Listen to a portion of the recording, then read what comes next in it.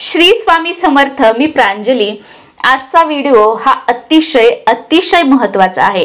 आजच्या व्हिडिओमध्ये ज्या गोष्टी सांगणार आहे या जर तुम्ही फॉलो केल्या तर नक्कीच आता जी बिकट परिस्थिती आहे, जसं की तुमचा व्यवसाय चालत नसेल, तुमच्या मिस्टरांना नोकरीमध्ये कामामध्ये यश मिळत नसेल, प्रगती होत नसेल, घरामध्ये बरकत नाहीये, पैसा येतोय पण तो टिकत नाहीये, किंवा घरातील आपले मुलं असतील, आपल्या मुली असतील, तुम्ही स्वतः असतील, आपले मिस्टर असतील, शिकलेले आहेत, खूप हुशार आहेत, खूप नॉलेज आहे, पण संधी मिळत नाहीयेत, आपली जेवढी कॅपॅबिलिटी आहे त्याच्यापेक्षा कमी पैशामध्ये किंवा खूप कमी मानधनामध्ये आपल्याला काम करावं लागत आहे, लोक आपला फायदा घेत आहेत, अशा बऱ्याच गोष्टी असतील। जसं की तुमच्या घरामध्ये आजारपण आहे, लोक तुमच्या वाईटावर आहेत, तुम्ही लोकांसाठी, आपल्या माणसांसाठी, नातेवाईकांसाठी खूप काही करता, पण लोक तुमचं नाव घेत नाहीत, किंवा तुमची जेव्हा वेळ येते तेव्हा तुमच्या कामाला येत नाहीत, अशा बऱ्याच गोष्टी असतील। तर यातून जे आहे कुठेतरी आपली परिस्थिती हळूहळू सुधारायला लागेल। तुम्हाला तुमच्या घरच्यांना 100% जे तुम्ही काही काम करताय त्याच्यामध्ये तुम्हाला यश मिळू लागेल, नवनवीन संधी मिळू लागतील, आणि जे कोणतं काम करताय, छोटं असू द्यात किंवा मोठं असू द्यात, त्यामध्ये तुम्हाला यश मिळायला सुरुवात होईल, आणि हळूहळू आपले दिवस जे आहेत ते नक्की बदलतील, 100% बदलतील। कोणतीही गोष्ट बघा एका क्षणामध्ये होत नसते, पण कंटिन्यूटी आणि सातत्य जर आपण ठेवलं तर नक्कीच आपल्याला परिवर्तन हे दिसू लागतं। हे मी तुम्हाला माझ्या स्वतःवरून सांगते की कशा संधी येत गेल्या, कसं त्याच्यावर मी काम करत गेले, कसं मला यश मिळत गेलं, हे मी म्हणजे आज मागे बघितलं ना तर हे मला सुद्धा आठवत नाही, पण पेशन्स ठेवला, प्रत्येक दिवस प्रत्येक परिस्थिती जी आली त्याला तोंड देऊन पुढे पुढे चालत राहिले आणि यश हे मिळत गेलं। तर या पद्धतीने कधी म्हणजे दिवस मोजू नका, मी हे केलं, मी ते केलं, मग हे होईल का, हे खरं आहे का। बघा आपली परिस्थिती अशी आहे, त्याच्यामुळे काही गोष्टी त्याच्यासोबत ह्या करायला सुरू करा, कारण कोणता उपाय, कोणती सेवा कधी तुमच्यासाठी लागू पडेल आणि कोणतं तुम्हाला त्याचा लाभ होईल आणि कधी आपली परिस्थिती बदलेल, दिवस बदलेल, हे आपण सांगू शकत नाही। त्याच्यामुळे ना की ह्या छोट्या छोट्या गोष्टी ज्या आहेत त्या आपण करत राहायच्या। आता खूप सारे उपाय, खूप साऱ्या सेवा असतात, मग प्रत्येक सेवा, प्रत्येक उपाय हा करायचाच का, तर असं अजिबात नाही। ज्या वेळेला कोणताही एखादा उपाय किंवा कोणतीही सेवा तुम्ही ऐकली आणि तुम्हाला आतून वाटलं की नाही ही सेवा माझ्यासाठीच आहे, हा उपाय माझ्यासाठी आहे, हे मला करायचंच आहे, आतून एक उत्साह, आनंद, बघा कोणता कोणता उपाय, कोणती सेवा ऐकल्यानंतर आपल्याला येतो, तर ती सेवा आणि तो उपाय आपण कंटिन्यूटी मध्ये करायचा। असं नाही की 15 दिवस केलं मग नंतर दुसरं ऐकलं, दुसरं केलं, परत तिसरं केलं, असं नाही करायचं। कंटिन्यूटी, सातत्य ठेवायचं, विश्वास ठेवायचा, आपले जे काम आहेत ते चालूच ठेवायचे, नक्की आपल्याला यश हे मिळत जातं। आणि सगळ्यात पहिली गोष्ट बघा, तुम्ही आजपर्यंतचे माझे व्हिडिओ बघा, माझ्या कोणत्याही व्हिडिओमध्ये मी तुम्हाला कधीच सांगितलं नाही की तुम्ही असं राहा, तसं राहा, तुम्ही हे घाला, तुम्ही ते घाला, कारण कोणतीही गोष्ट आपल्या राहण्यावर किंवा आपल्या करण्यावर नसते। बऱ्याच वेळेला एखादी महिला असेल किंवा कोणीही असेल, खूप छान अगदी घुंगट घेऊन राहते, हातामध्ये डझन डझन बांगड्या असतात, म्हणजे जे आपण म्हणतो ना की 16 शृंगार ते घातलेले असतात, पण त्या महिलेच्या घरामध्ये एकोपा नसतो, ती लोकांच्या चुगल्या करते, लोकांचे घर मोडते, लोकांचं वाईट कसं होईल याचा विचार करते। मग त्या 16 शृंगार घालण्याला महत्व आहे का हो? अजिबात नाही। पण या उलट एखादं मॉडर्न राहणारी महिला असेल, जसं की हेअर कट असेल, बांगड्या घालत नसेल, कधी टिकली लावत नसेल, पण तिच्या घरामध्ये तुम्ही जाऊन बघा, घरामध्ये एकोपा असतो, सासू सासऱ्यांकडे ती लक्ष देते, घरातील येणाऱ्या जाणाऱ्यांचा मान सन्मान करते, सगळे सण उत्सव जसे असतात त्या पद्धतीने करते, त्यासोबतच नोकरी असेल, काही असेल, तर म्हणजे सांगायचं तात्पर्य काय की काय घालायचं, काय नाही, किंवा कसं राहायचं, हा ज्याच्या त्याच्या आवडीचा प्रश्न आहे, आणि आवडीपेक्षाही तो कम्फर्टचा प्रश्न आहे। त्याच्यामुळे मी हे तुम्हाला कशामुळे सांगितलं, कारण मला बऱ्याचशा कमेंट आल्या की ताई दुर्गा सप्तशतीचं पारायण करताना, पाठ करताना साडी घालायचीच का, साडी घालूनच करायचं का, मग आम्ही बांगडी घालावीच का, मग नाही तर, अशा बरेचशा कमेंट्स आल्या। त्याच्यामुळे मला आठवलं म्हणून मी हे सांगितलं। तर असं काही नाही, आपलं मन प्रसन्न असणं, आपलं मन निर्मळ असणं हे गरजेचं आहे. आपण कधी दुसऱ्याचं वाईट न करणं हे गरजेचं आहे. आपल्या घरामध्ये आपण एकोपा टिकवून ठेवणं हे गरजेचं आहे, ना की आपण कसं राहतो, काय घालतो, काय करतो. आपलं मनाने आपण निर्मळ असायला हवं. हे वैयक्तिक माझं मत आहे, तुमचं वेगळं असू शकतं, पण मी तरी या मताची आहे. तर बघा, प्रत्येक महिलांनी आपल्या घरातील कुटुंबातील सदस्यांना त्यांच्या कामात यश मिळावं किंवा आपल्या घरामध्ये बरकत राहावी यासाठी सकाळी लवकर उठण्याची सवय लावा. बऱ्याच वेळेला काय असतं की बऱ्याच घरांमध्ये टाइम टेबलच नसतो. म्हणजे कधीही उठायचं, कधीही झाडून काढायचं, त्यानंतर कधीही म्हणजे दार झाडलं नाही झाडलं, स्वयंपाक कोणत्याही वेळेला करायचा, सकाळचं जेवण दुपारी करायचं आणि दुपारचं जेवण जे आहे ते संध्याकाळी, तिन्ही सांजेची जी वेळ असते त्या वेळेला करायचं आणि रात्रीचं केलं नाही केलं. तर म्हणजे रुटीनला काही हेच नसतं. तर हे चुकीचं आहे. ज्या वेळेला तुम्ही असं करता तर त्यावेळेला जी दरिद्रता आहे, माता लक्ष्मीची मोठी बहीण जी इडापिडा आहे ती आपल्या घरामध्ये वास्तव्य करते आणि ज्या वेळेला दरिद्रतेचा आपल्या घरामध्ये वास असतो त्यावेळेला माता लक्ष्मी आपल्या घरामध्ये राहत नाही. त्यामुळे सर्वस्वी आपल्यावर आहे की आपल्या घरामध्ये आपल्याला दरिद्रतेला स्थान द्यायचं आहे का माता लक्ष्मीला स्थान द्यायचं आहे हे तुम्ही ठरवा. ठीक आहे, तुम्हाला सवय नसेल तर हळूहळू तुम्ही करा, पण काय करायचं, सकाळी लवकर उठण्याचा प्रयत्न करा. सकाळी लवकर उठायचं.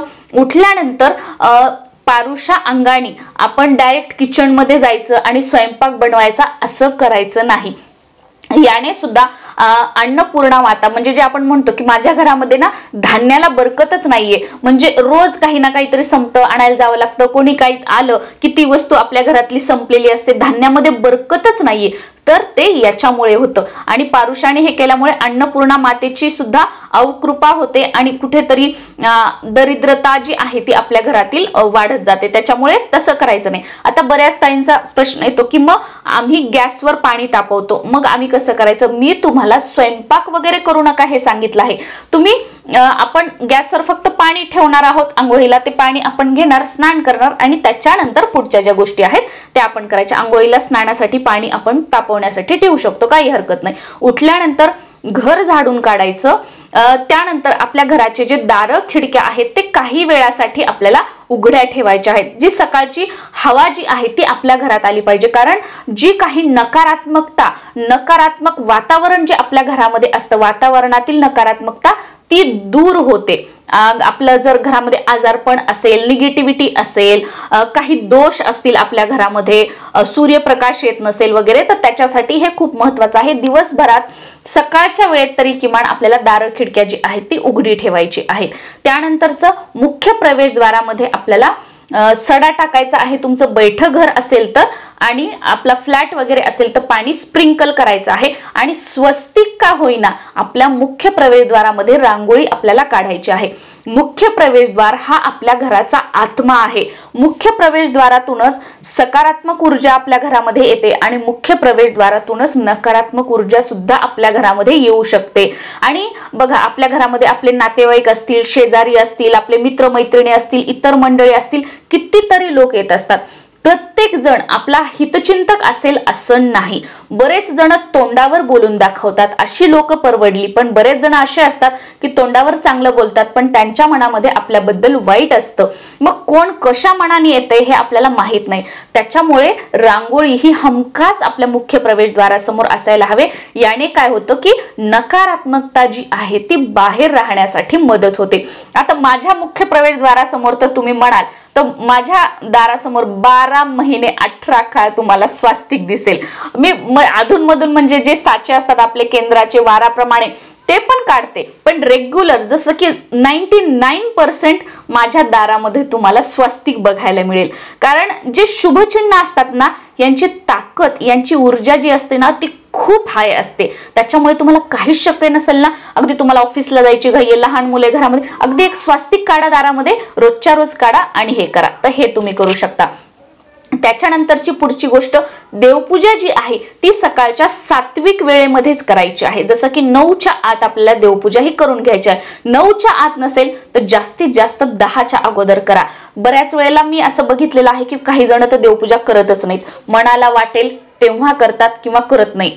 तर देवपूजा नित्यनियमाने रोज करा, कारण त्या देवघराच्या तिथे जाळे पडलेले देव तुमचे, त्यांची म्हणजे जे आपण पितळाचा देव एकेकांचे इतके काळे पडलेले असतात, हिरवे पडलेले असतात, म्हणजे ते त्यांच्याकडे बघितल्यानंतर आपल्याला असं प्रसन्न वगैरे काही वाटतच नाही, नकारात्मकता फील होते. तर असं नाही, देवाऱ्याकडे बघितल्यानंतर आपल्याला प्रसन्न वाटलं पाहिजे, ते देव आहेत. त्यामुळे देवपूजा अगदी व्यवस्थित करा. आणि सकाळच्या वेळेमध्ये का, कारण त्या वेळेत आपलं मन लागतं, मन एकाग्र होतं. आणि जसा जसा उशीर होतो तसं तसं काय होतं की आजूबाजूचे आवाज वाढत जातात, आपलं मन एकाग्र होत नाही, मग फोन वगैरे या गोष्टी. त्यासाठी आपल्याला लवकर देवपूजा करायची आहे. रोज तुळशीला पाणी अर्पण करायचं आहे. तुळशीला पाणी म्हणजे आंघोळ न करता वगैरे कधी गेले, तुळशीला स्पर्श केला, तुळशीला लागले, कोणतंही पाणी अर्पण केलं असं नाही. देवपूजेला कसं आपण देवपूजेचं पाणी स्वच्छ स्नान करून भरून वगैरे ते पाणी वापरतो, तसं स्वच्छ पाणी आपल्याला तुळशीला अर्पण करायचं, कारण तुळशीचं सुद्धा विशिष्ट असं एक पावित्र्य आहे. त्याच्यामुळे देवपूजा केलेलं पाणी कधीच तुळशीला अर्पण करायचं नाही, याने दोष लागतात. दुसरं स्वच्छ पाणी घेऊन तुळशीला अर्पण करायचं आहे. त्यानंतर सकाळ आणि संध्याकाळ, स्पेशली सकाळी जर तुम्हाला जमलं नाही तर काही हरकत नाही, पण संध्याकाळी दिवे लागण्याची जी वेळ आहे त्या वेळेला तुळशी समोर एक तुपाचा दिवा लावायचा आहे. आणि हा जो तुपाचा दिवा आपल्या घरातील जो कर्ता पुरुष आहे त्याने लावला तर खूप उत्तम. याने काय होतं की त्याच्या सौभाग्यामध्ये वाढ होत जाते. म्हणजे काय की तो जो काम करतो त्यामध्ये त्याला यश मिळत जातं. आणि तुळशी समोर दिवा लावला की कमीत कमी 11 वेळा ओम नमो भगवते वासुदेवाय हा मंत्र आवर्जून म्हणायचा आहे. आणि जर कर्ता पुरुष लावणारा नसेल तर आपण स्त्रियांनी लावलं तरीही चालेल, काही हरकत नाही. आणि जर तुम्ही तुपाचा दिवा लावू शकत नसाल तर जे कोणतं तेल तुम्ही देवासाठी वापरता तो दिवा तुम्ही लावू शकता आणि त्याच्यामध्ये चिमूटभर हळद टाकू शकता आणि ओम नमो भगवते वासुदेवाय हा मंत्र आवर्जून म्हणायचा आहे. त्यानंतर रोजच्या रोज आपल्याला आपल्या देवघरामध्ये तुमच्या कुलदेवीचा टाक असेल, कुलदेवीची मूर्ती असेल किंवा कुलदेवीचा फोटो असेल तर रोजच्या रोज आपल्या कुलदेवीला हळद कुंकू वाहायचं आहे आणि एखादं लाल फूल अर्पण करून नमस्कार करायचा आहे. आणि तुमच्या कुलदेवीचा जो कोणता मंत्र असेल तो कमीत कमी 108 वेळा आपल्याला बोलायचा आहे. कारण बघा, तुम्ही सगळ्या देवी देवतांची सेवा करता आणि मेन आपल्या कुलदेवीलाच तुम्ही विसरून जाता. तर असं करायचं नाही. कुलदेवी ही आपल्या कुळाचं रक्षण करणारी आहे, कुलदेवी ही आपल्याला मार्ग दाखवणारी आहे त्याच्यामुळे, आणि प्रत्येक संकटातून तारणारी आहे. त्याच्यामुळे कुलदेवीची सेवा ही आपल्याकडून व्हायलाच हवी. तसं तर बघा, वर्षाला आपण कुलदेवीच्या मूळ पीठावर जाऊन मान सन्मान करायला हवा, पण ते तुम्हाला शक्य नसेल तर तुम्ही रोजच्या रोज कुलदेवीचं नामस्मरण आणि हळद कुंकू अर्पण करायचं आहे. आणि कारण तुमच्या घरामध्ये जर मंगल कार्य होत नसेल, मुलामुलींचे लग्न होत नसेल, तुमचा व्यवसाय उद्योगधंदा, तुमच्या मिस्टरांना मुलांना नोकरीमध्ये यश मिळत नसेल, सतत घरामध्ये आजारपण असेल तर या गोष्टी सुद्धा बऱ्याच वेळेला कुलदेवीची सेवा न केल्यामुळे होतात. त्याच्यामुळे कुलदेवीची सेवा करायची आहे. आणि रोज सकाळी देवपूजा झाल्यानंतर आणि संध्याकाळी जी दिवे लागण्याची वेळ असते त्यावेळेला आपल्या घरामध्ये आपल्याला घंटानाद करायचा आहे. प्रत्येकाच्या देवघरामध्ये घंटी असते बघा, ती घंटी आपल्या पूर्ण घरामध्ये वाजवायची आहे. संध्याकाळी दिवे लागणीला आपलं मुख्य प्रवेशद्वार जे आहे ते उघडं ठेवायचं आहे. थोडासा वेळ घरामधले लाईट जे आहेत ते चालू ठेवायचे आहेत. त्यावेळेला झोपून राहायचं नाहीये किंवा जेवण करायचं नाहीये, भांडे धुवायचे नाहीये, कपडे धुवायचं नाहीये. मी तुम्हाला अगोदरच सांगितलं की प्रत्येक गोष्टीला एक करण्याची वेळ असते, त्या वेळेमध्येच त्या गोष्टी. नाही तर सकाळचं धुणं संध्याकाळी, तिने सांजेच्या वेळेला, दिवसभरचे भांडे साठवून ठेवले आणि तिने सांजेच्या वेळेला घासताय, असं करू नका. दरिद्रता जी आहे ती तुमच्या घरामध्ये वाढत जाईल आणि कुठेतरी जर तुम्हाला यश मिळणार सुद्धा असेल तर तुमच्या या अशा गोष्टींमुळे, अशा या वाईट सवयीमुळे तुमच्या मुलांना, तुमच्या मिस्टरांना सुद्धा यश मिळणार नाही आणि त्यांना अपयशाचा सामना करावा लागेल. त्याच्यामुळे या गोष्टी बंद करायच्या आहेत आणि चांगल्या सवयी, किमान हे ज्या गोष्टी सांगितल्या ह्या तरी तुम्ही आता फॉलो करा. आणि अजून बरेचसे व्हिडिओ आपल्या चॅनलवर आहेत या संदर्भातले, ते तुम्ही बघू शकता आणि त्या पद्धतीने स्वतःमध्ये बदल करून आपण आपल्या घरातील वातावरण जे आहे ते सकारात्मक बनवू शकतो. आणि हे आपण केल्याने काय होतं, कुठेतरी जे आपण कष्ट करतोय, मेहनत करतोय, त्याला नशिबाची साथ मिळू लागते. श्री स्वामी समर्थ.